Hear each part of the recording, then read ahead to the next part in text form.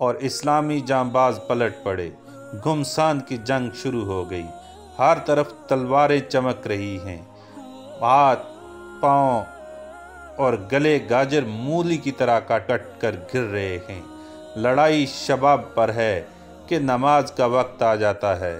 یکا یک نماز کی صفیں قائم ہو جاتی ہیں۔ فوجوں کی کمان کرنے والے امامت کے مسلح پر پہنچ جاتے ہیں۔ جاں باز سپاہی امام کے پیچھے نماز کی صفیں بنا کر کھڑے ہو جاتے ہیں، اور قہر و غضب کے پیکر سپاہی عز و بندگی اور خشوع و خضوع کی تصویر بن جاتے ہیں۔ جاں باز سپاہی آدھی نماز پڑھ کر دشمن سے جا بھیڑتے ہیں، اور دشمن کا مقابلہ کرنے والے آ کر نماز میں شامل ہو جاتے ہیں، اور خدا کے رسول ہر خوف سے بے نیاز خدا کے حضور عز و نیاز کی تصویر بنے کھڑے رہتے ہیں، اور فضا اللہ اکبر کی صداؤں سے گونج اٹھتی ہے۔ بندگی کی یہ شان دے کر دشمن لرز اٹھتا ہے۔ سرور کائنات اپنے گھر میں بیٹھے ہوئے ہیں، گھر کے لوگ بھی رسول کے پاس بیٹھے ہیں۔ گھر اور خاندان کے مسائل پر بات چیت ہو رہی ہے۔ خدا کے رسول بھی گفتگو میں دلچسپی لے رہے ہیں۔ خلوص اور لگاؤ کی پرمسرت فضا ہے۔ اسی دوران مسجد سے آواز بلند ہوئی ہے، اللہ اکبر۔ یہ جانی پہچانی آواز کان میں پڑتے ہی رسول اللہ یکا یک کھڑے ہو جاتے ہیں اور مسجد کی طرف چل دیتے ہیں۔ ایسا محسوس ہوتا ہے کہ اب رسول اللہ کے لیے یہ سب اجنبی ہیں، گویا آپ کو ان لوگوں سے کوئی مطلب ہی نہیں ہے۔ ایک موقع پر فتح کے بعد مجاہدین اسلام غنیمت کا مال دیکھ دیکھ کر خوشی میں جھوم رہے ہیں۔ غنیمت کا مال فروخت ہو رہا ہے، ہر ایک کو ہزاروں کی رقم مل رہی ہے۔ ایک مجاہد خوش خوش اپنے آقا کے حضور آ کر کہتے ہیں، یا رسول اللہ، آج تو میں نے غنیمت میں اتنا کچھ حاصل کیا ہے کہ کبھی حاصل نہیں کیا تھا، 3000 سے زیادہ ملے ہیں۔ یا رسول اللہ، میں تو آج مالا مال ہو گیا۔ یہ سن کر رحمت عالم مسکرائے اور فرمایا، میں اس سے بھی زیادہ نفع کیوں نہ کماؤں؟ وہ کیا یا رسول اللہ؟ سراپا اشتیاق بن کر صحابی پوچھتے ہیں۔ وہ یہ کہ 2 رکعت نماز فرض کے بعد 2 رکعت نفل پڑھوں۔ پیغمبر خدا نے جواب دیا۔ ابو داؤد۔ مسجد میں حاضری کا بے پایاں شوق۔ حضرت اسود رضی اللہ تعالیٰ عنہ کہتے ہیں کہ ایک دن ہم لوگ ام المومنین حضرت عائشہ رضی اللہ تعالیٰ عنہا کی خدمت میں حاضر تھے۔ دوران گفتگو نماز کی پابندی، مسجد کی حاضری اور جماعت کی فضیلت کا تذکرہ چھڑ گیا۔ اس پر ام المومنین نے خدا کے رسول کا ایک بڑا ہی رقت انگیز اور سبق آموز واقعہ سنایا۔ نبی صلی اللہ علیہ وآلہ وسلم کی بیماری بڑھتی ہی جا رہی تھی۔ کمزوری تو اس قدر بڑھ گئی تھی کہ کھڑے ہوتے تو ٹانگیں لرزنے لگتی۔ مؤذن نے مسجد نبوی میں زور کی اذان دی، اور اذان سنتے ہی آپ بے چین ہو گئے۔ مسجد تک جانے کی ہمت کہاں تھی، لیکن آپ شوق میں کروٹیں بدلنے لگے۔ اٹھا نہ گیا تو فرمایا، ابو بکر سے کہو نماز پڑھائیں۔ حضور، میرے ماں باپ آپ پر قربان۔ ابا جان، ابو بکر نہایت ہی رقیق القلب ہیں، آپ کے مسلح پر کھڑے ہوں گے تو ان کا دل بھر آئے گا اور رونے لگیں گے۔ ارشاد ہوا تو عمر بن الخطاب سے نماز پڑھانے کے لیے کہہ دیا جائے۔ میں نے خدا کے رسول سے کہا نہیں، ابو بکر سے کہو کہ نماز پڑھائیں۔ خدا کے رسول نے پھر اپنا فیصلہ سنایا اور کسی قدر کڑھن کا اظہار کرتے ہوئے فرمایا، تم لوگ مجھ سے ایسی بحثیں کر رہی ہو جیسی یوسف سے خواتین مصر کر رہی تھی، اور حضرت ابو بکر کو خدا کے رسول کا حکم پہنچا دیا گیا۔ اسی دوران آپ کو کچھ افاقہ محسوس ہوا۔ بے پایاں شوق نے آپ کو مجبور کیا، اور آپ نے کہا، میں بھی مسجد میں جاؤں گا حضرت عباس اور حضرت علی سے فرمایا مجھے مسجد پہنچاؤ، میری نگاہوں میں وہ پورا نقشہ اب تک موجود ہے۔ خدا کے رسول علی اور عباس کے کندھوں پر سہارا لیے چلنے کی کوشش فرما رہے تھے، مبارک قدم زمین پر گھسٹتے جا رہے تھے، ٹانگوں میں اتنی سکت نہیں تھی کہ قدم زمین پر جما سکیں اور اٹھا سکیں۔ دو خوش نصیبوں کے کندھوں پر سہارا لیے گھسٹتے قدموں سے آپ مسجد میں پہنچے۔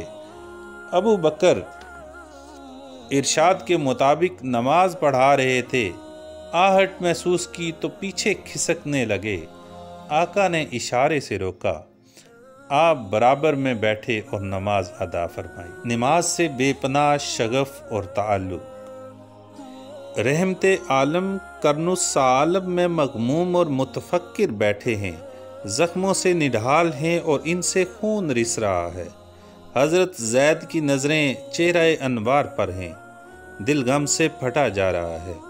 آپ طائف والوں کو رحمت رب کا پیغام دینے گئے تھے، لیکن عبد یا لیل مسعود اور حبیب نے پہلے ہی طنز و تشنیع اور توہین و استہزاء کے تیروں سے رسول اللہ صلی اللہ علیہ وآلہ وسلم کا دل چھلنی کیا، اور پھر ان سیاہ بخت سرداروں نے اوباشوں اور آوارہ لڑکوں کو پیچھے لگا دیا۔ رحمت عالم رحمت کا پیغام دے رہے تھے اور وہ پتھر برسا رہے تھے، اتنے پتھر برسائے کہ آپ زخموں کی تاب نہ لا سکے اور بے ہوش ہو کر گر پڑے۔ حضرت زید نے اپنی پیٹھ پر بٹھایا، آبادی سے باہر لے گئے۔ آپ نے قرن الثعالب میں پہنچ کر ذرا سکون کی سانس لی اور پھر مکے کو واپس ہوئے۔ واپسی پر کہا گیا، یا رسول اللہ، ان ظالموں کے حق میں بد دعا کیجیے۔ رحمت عالم کا دل بھر آیا اور فرمایا، میں بد دعا کرنے کے لیے نہیں بھیجا گیا ہوں، یہ ایمان نہیں لا رہے ہیں تو ہو سکتا ہے کہ ان کی نسلیں ایمان لے آئیں۔ احد کی جنگ میں مجاہدین نے جب دیکھا کہ میدان ان کے ہاتھ ہے تو مال غنیمت پر ٹوٹ پڑے، اور اس درے کے تیر انداز بھی درے سے ہٹ آئے جن کو وہاں جمع رہنے کی سخت تاکید تھی۔ دشمن نے موقع پایا، پلٹ کر ایسا حملہ کیا کہ مجاہدین حواس باختہ ہو گئے اور میدان چھوڑ کر بھاگنے لگے، مگر کوہ استقامت اپنی جگہ سے نہ ٹلا۔ تیروں کی موسلا دھار بارش میں آپ جمے کھڑے رہے۔ آپ کے ارد گرد صرف چند جانثار اپنی جانیں قربان کرنے کے لیے رہ گئے۔ ابو بکر صدیق، عمر فاروق، علی مرتضیٰ، عبد الرحمن بن عوف، سعد بن وقاص، طلحہ بن عبداللہ، زبیر بن عوام، ابو عبیدہ بن جراح اور چند اور فداکار۔ دشمنوں نے پیکر رحمت پر پتھروں کی بارش شروع کر دی۔ ابن کمیہ کا پتھر روشن پیشانی پر لگا اور خون کا فوارہ ابل پڑا۔ ابن الشام کا پتھر بازو پر لگا اور بازو زخمی ہو گیا۔ عتبہ کے پتھر سے رحمت عالم کے 4 دانت ٹوٹ گئے۔ اب مجاہدین کی نظر پیکر جمال پر پڑی اور وہ پھر سمٹ آئے۔ اسی دوران قریش کا سنگ دل بہادر عبداللہ بن کمیہ صفوں کو چیرتا پھاڑتا رحمت عالم کے قریب آیا اور چہرہ انور پر تلوار ماری۔ خود کی کڑیاں چہرہ مبارک میں گھس گئیں۔ آپ زخموں کی تاب نہ لا کر ایک گھڑے میں گر پڑے۔ جانثار یہ منظر دیکھ کر آپ دیدہ ہو گئے اور کہا، یا رسول اللہ، ان مشرکین کے حق میں بد دعا فرمائیے۔ پیکر رحمت نے فرمایا، میں لعنت کرنے کے لیے نبی نہیں بنایا گیا ہوں، مجھے تو خدا کی طرف بلانے والا اور سراپا رحمت بنایا گیا ہے۔ خدا میری قوم کو ہدایت دے، یہ مجھے جانتے نہیں ہیں۔ حیرت ہے کہ ان نازک ترین اور سخت ترین موقعوں پر نبی کی زبان سے دعائی کے کلمات نکلے، لیکن غزوہ احزاب میں جب خدا کے دشمنوں نے آپ کو عصر نماز پڑھنے کی مہلت نہ دی تو نماز قضا ہونے کا صدمہ آپ برداشت نہ کر سکے اور آپ کی زبان سے ان کے لیے بد دعا کے وہ کلمات نکلے جن سے زیادہ سخت کلمات کا تصور بھی نہیں کیا جا سکتا۔ آپ نے فرمایا، ترجمہ: ان دشمنوں نے ہمیں نماز عصر پڑھنے سے آج روکے رکھا، خدا ان کے گھروں اور ان کی قبروں کو آگ سے بھر دے۔ چہرہ انوار زخمی ہو یا دانت ٹوٹ جائیں، گھڑے میں گر پڑیں یا جان چلی جائے، سب کچھ برداشت ہے، لیکن نماز عصر قضا ہو جائے، خدا کے رسول صلی اللہ علیہ وآلہ وسلم یہ برداشت نہیں کر سکتے۔ اللہ اکبر! یہ شان بندگی خاتم النبیین کا ہی حصہ ہے۔ نبی کی دعائیں۔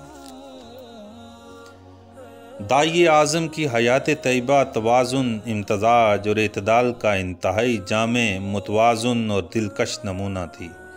بے پایاں شوق بندگی اور بے مثال ذوق عبادت کے باوجود آپ نے نفس کے حقوق کا بھی لحاظ رکھا، عائلی زندگی کے وظائف بھی ادا کیے، خاندانی اور سماجی حقوق و فرائض بھی بحسن و خوبی انجام دیے، منصب رسالت کے عظیم فرائض بھی ادا کیے اور اجتماعی زندگی کی گوں نہ گوں ذمہ داریاں بھی بحسن و خوبی انجام دیں، لیکن زندگی کی ہر میدان میں شان بندگی نمایاں رہی۔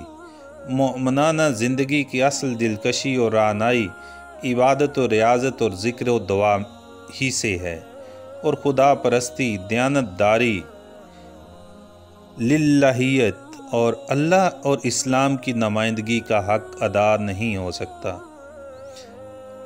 اگر مومن کی زندگی کے تمام معاملات میں شان عبدیت چھائی ہوئی نہ ہو۔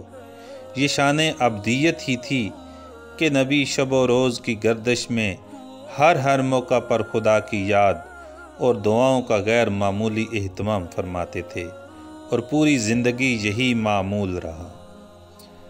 صبح و شام کی دعا۔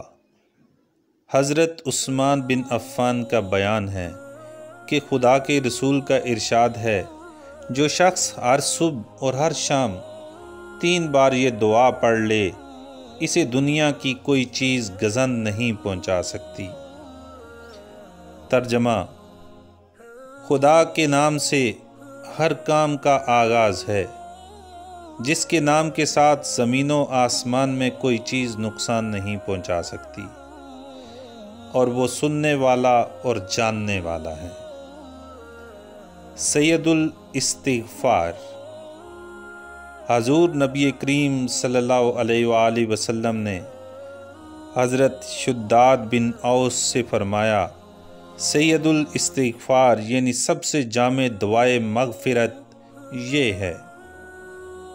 ترجمہ: خدایا تو میرا پروردگار ہے، تیرے سوا اور کوئی معبود نہیں، تو نے مجھے پیدا کیا اور میں تیرا بندہ ہوں، اور میں نے تجھ سے بندگی اور اطاعت کا جو پیمان باندھا ہے، اس پر میں اپنے بس بر قائم رہوں گا، اور جو گناہ بھی مجھ سے سرزد ہوئے، ان کے نتائج بد سے بچنے کے لیے میں تیری پناہ کا طالب ہوں۔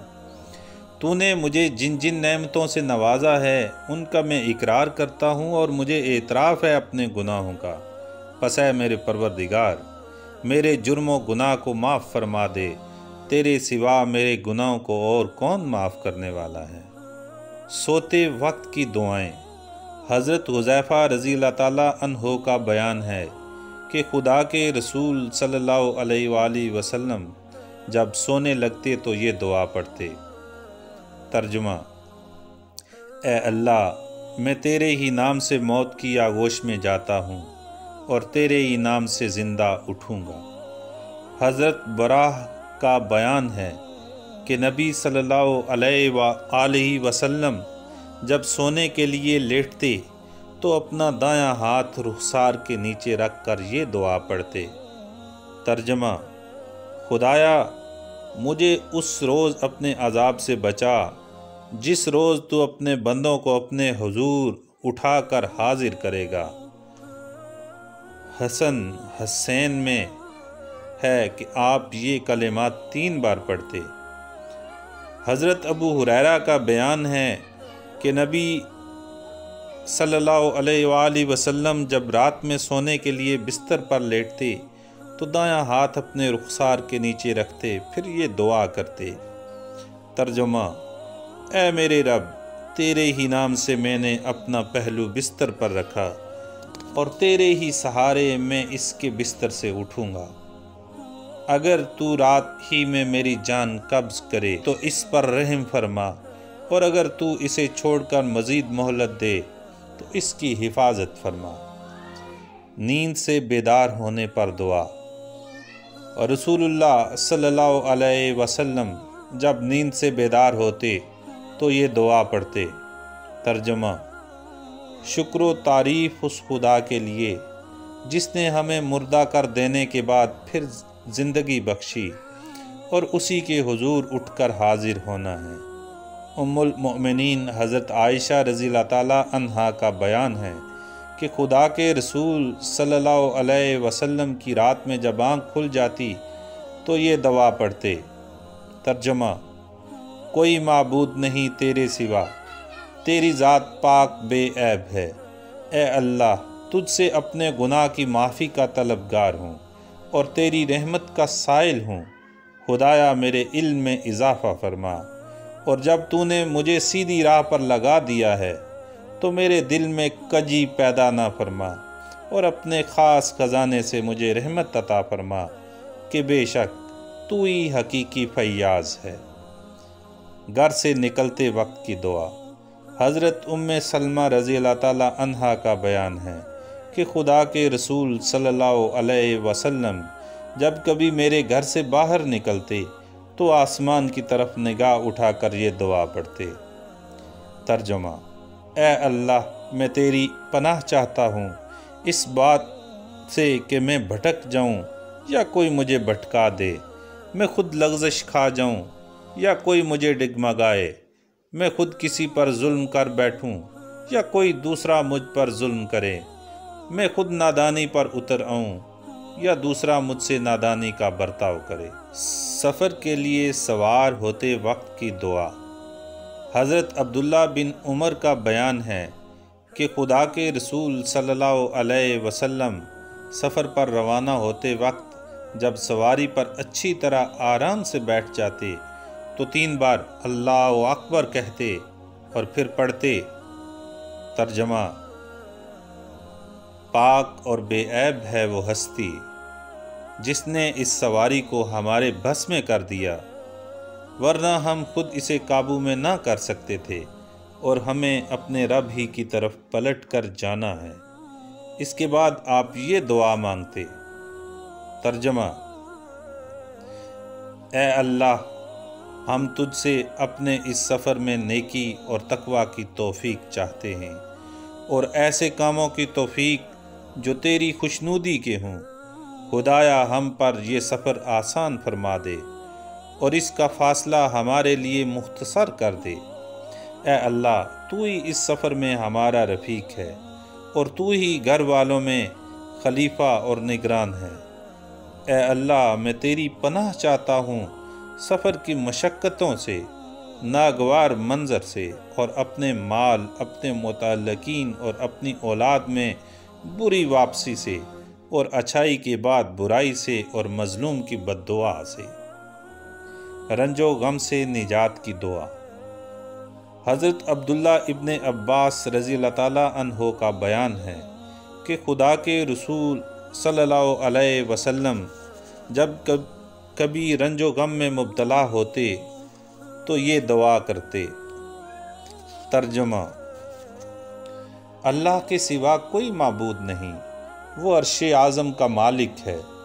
اللہ کے سوا کوئی معبود نہیں، وہ آسمانوں اور زمین کا مالک ہے، عرش کریم کا مالک ہے۔